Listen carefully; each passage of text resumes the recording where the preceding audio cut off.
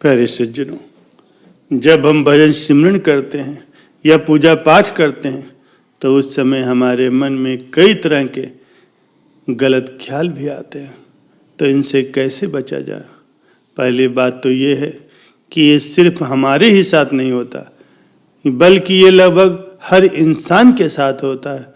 जब भी वो नाम सिमरन करता है या भक्ति करता है या पूजा पाठ करता है तो उसके मन में बुरे बुरे ख्याल आते हैं। इसके दो कारण हैं।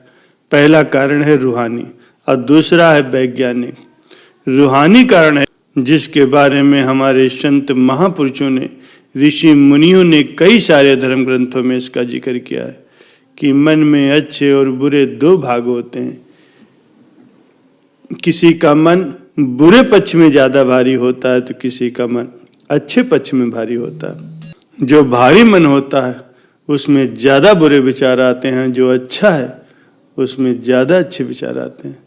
जैसे हम किसी भी काम को करना चाहते हैं तो एक मन कहता है कि ये काम कर लें और दूसरा मन कहता है रहने दें। आइए समझते हैं कि बुरे विचारों से कैसे बचा जाए।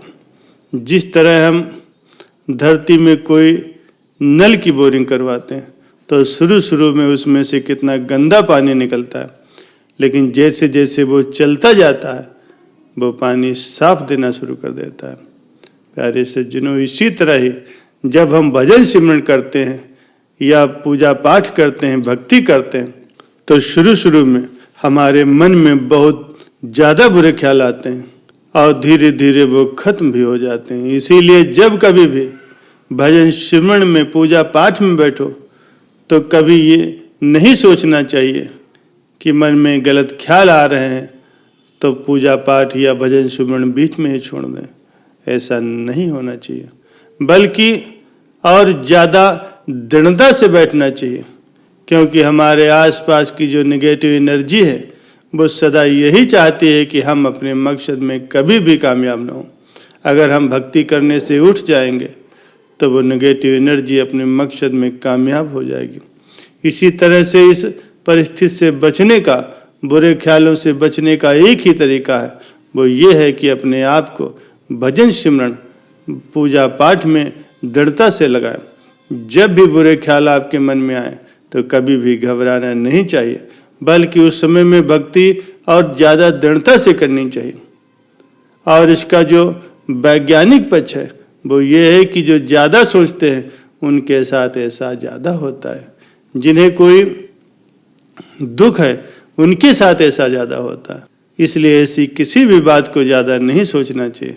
हमें तो सिर्फ भजन सिमरन के द्वारा अपने मन के सभी बुरे विचारों को दूर करने की कोशिश करनी चाहिए। ऐसा तो सभी के साथ होता है, जैसा कि काम, क्रोध, लोभ, मोह और अहंकार, ये पांचों विकार सभी के अंदर होते हैं और इनका जोर भी सभी के ऊपर अलग अलग तरह से होता है। इसीलिए भजन सिमरन और पूजा पाठ में भी जो मन अवरोध उत्पन्न करता है ये भी सभी के साथ कम ज़्यादा मात्रा में होता है। और कभी भी अगर मन आपको भटकाने की कोशिश करे तो भी आपको भटकना नहीं है, बल्कि और ज़्यादा दृढ़ता से पूजा पाठ, भजन सिमरन और भक्ति के कार्यों में लगे रहना है। प्यारे सज्जनों, जब संत सद्गुरु हमें नाम सिमरन देते हैं तो सिमरन के साथ साथ हुक्म करते हैं कि ध्यान भी करना है। ध्यान करने का मकसद यही होता है कि हम सिमरन करते समय ध्यान को अपने तीसरे तिल पर लगाएं, क्योंकि वहीं से ही सारा काम बनना है, वहीं से ही सारी यात्रा शुरू होनी है। सिमरन करते करते सत्संगी को अपने ध्यान को किसी खास जगह पर टिकाए रखने के लिए ध्यान की आवश्यकता पड़ती है। हम सभी जानते हैं कि सोचना और ध्यान करना ये हमारे मन की संभावित आदतें हैं और हम इन्हीं आदतों का फायदा उठाकर उसे सिमरन ध्यान में लगाते हैं। इन दोनों आदतों को, जैसे कि सिमरन करना, सद्गुरु का ध्यान करना, इन दोनों ही आदतों का फायदा उठा करके वापस भक्ति में लगा करके परमात्मा की ओर यात्रा करने लगते हैं। सद्गुरु के स्वरूप का हम ध्यान इसीलिए करते हैं क्योंकि हम परमात्मा से मिलना चाहते हैं और सद्गुरु ने भक्ति करा करके परमात्मा के साथ मेल मिलाप करा दिया होता है। और संसार में सतगुरु ही एक ऐसे हैं जिनका सिमरन ध्यान करना हमारे लिए सबसे अच्छा है। अगर हम दूसरी चीज़ों का ध्यान करेंगे तो उससे भला क्या फायदा मिलेगा।